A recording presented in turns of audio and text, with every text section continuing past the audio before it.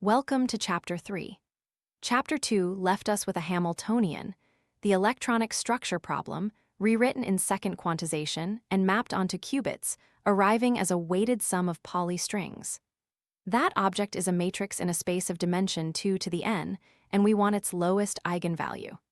The obvious plan, build the matrix and diagonalize it, is exactly the plan that fails, because the matrix is the thing we cannot afford to write down. The variational quantum eigensolver is the leading near-term answer. This chapter takes it apart and shows where each of its four moving parts can quietly go wrong. Everything rests on one inequality. For any normalized trial state, the expectation value of the Hamiltonian is greater than or equal to the ground state energy, with equality only if the trial state lies entirely in the ground state eigenspace. The proof takes two lines.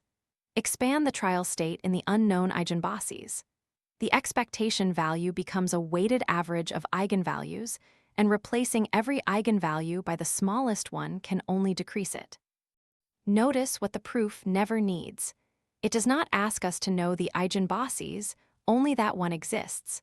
An eigenvalue problem has become a minimization, and a wrong answer errs in a known direction. This is the robustness property most often quoted, and it deserves precision rather than enthusiasm.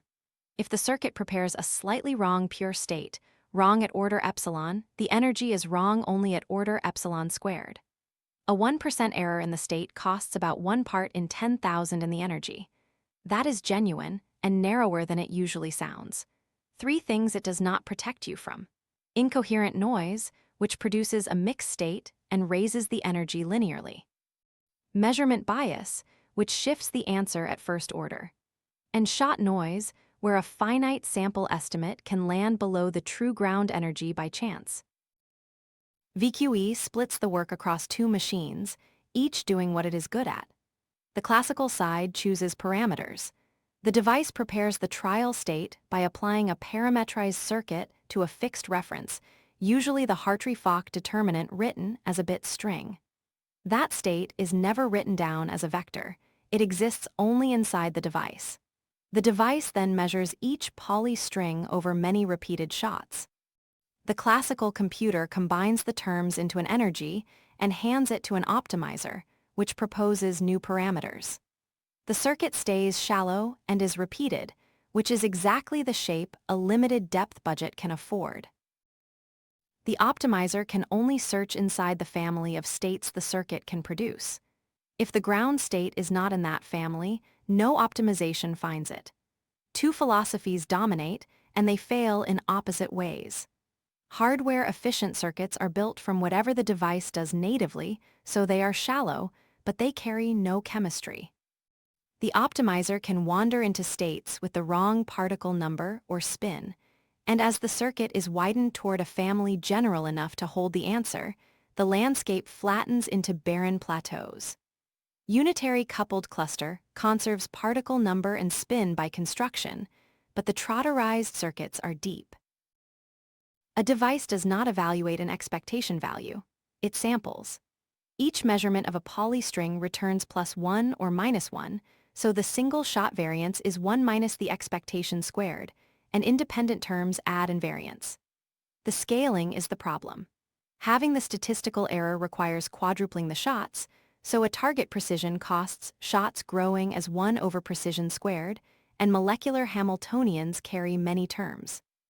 Grouping strings that commute qubit by qubit lets a single set of shots serve a whole group. The saving is real and can be large, but it changes the coefficient, not the exponent. For rotation gates whose generator squares to the identity, which covers every single qubit Pauli rotation, the derivative is exact and comes from the same circuit at two shifted angles. It is half the difference between the energy at +90 degrees and the energy at -90 degrees. Two features make this the standard tool. It is not an approximation, so there is no step size to tune and no truncation error to trade against noise. And the shifted circuits need no new hardware. In our example, it agrees with a central finite difference to 10 digits. The residual deviation is the finite difference's error, not the rules. Here is the entire loop in NumPy, on a 2-qubit Hamiltonian with a diagonal part and one off-diagonal term supplying the correlation. The coefficients, 0.5, 0.5, 0.25, and 0.3, are a teaching choice. Round numbers, no units, belonging to no molecule. What is realistic is the structure. Chapter 4 replaces these invented numbers with coefficients computed from actual molecular integrals. The ansatz is one hardware-efficient layer, a rotation on each qubit followed by a controlled knot. Because the matrix is only 4 by 4, we can also diagonalize it exactly and know the answer in advance. Now the part most tutorials skip. Run starts from an arbitrary point and behaves perfectly. The gradient norm falls to 10 to the minus 13, every convergence test one might apply is satisfied, and the energy settles at minus 0.550. The true ground energy is minus 0.794. Nothing is broken. The optimizer found a local minimum, which is all a local optimizer promises, and this failure does not announce itself. Run B seeds the same descent with a coarse grid scan and reaches the exact energy to machine precision. The variational principle never told you how loose the bound was. 2 closing observations from the same run. First, the energy is assembled from 4 separately measured numbers. The device reports each Pauli expectation value, and the classical computer forms the weighted sum. Notice that the ZZ term comes out at exactly +1, a symmetry of the converged state, and a term that on hardware would still consume shots to confirm. Second, shot noise falls as 1 over the square root of the shot count. Each 4-fold increase in shots roughly halves the measured spread.